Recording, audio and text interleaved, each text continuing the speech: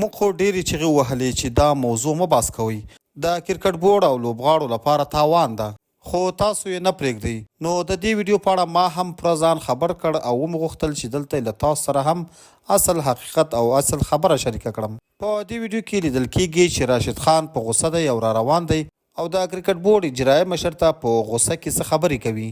اصل قصه داسې وه چې د راشد خان وروڼه یا د هغه ملګري او یا هم د نورو لوبغاړو دوستان او ملګرو غوښتل چې له بنګلادیش سره د آخري لوبې نه وروسته میدان ته راښکته شي او هلته له لوبغاړو سره وویني او تصویران ورسره واخلي. خو په دې ځای کې د بورډ یو مسؤل دی چې نوم یې موږ دلته نه اخلو ځکه دا مناسبه نه ده چې د هغه کس نوم واخیستل شي. هغه د راشد خان ورور او ملګري نه پرېږدي چې میدان ته داخل شي. په دې وخت کې د راشد خان ورور په راشد خان غږ کوي چې دوی خو ما نه پرېږدي.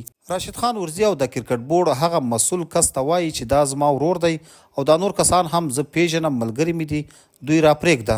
راشد خان وویل چې دغه د کرکټ بورډ مسؤل ما ته وویل چې زه یې نه پرېږدم، نو که دومره نر یې راشه ته یې راڅخه دننه که. او دغه د کرکټ بورډ مسؤل د خلکو په مخ کې راشد خان ته یو ډول چیلنج ورکړی. خو بیا وروسته راشد خان هم ورغی او په زور یې خپل ورور او ملګري را دننه کړل او د هغې نه وروسته راشد خان په غوسه او په غوسه حالات کې د کرکټ اجرایي مشر نصیب خان ته ورغی او هغه ته یې شکایت وکړ. که په کرکټ کې وکتل شي یو عادي مینوال وي، یو خاص میلمانه وي او یو پکې د لوبغاړو د کورنۍ غړي وي.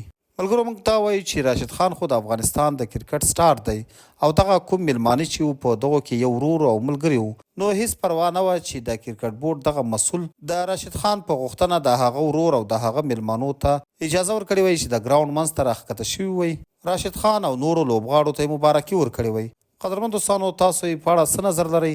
آیا د کرکټ بورډ دغه مسؤل ښه کار کړی چې د راشد خان ورور او د هغه ملګري ګراوند ته نه دي پرېښي، او که غلط؟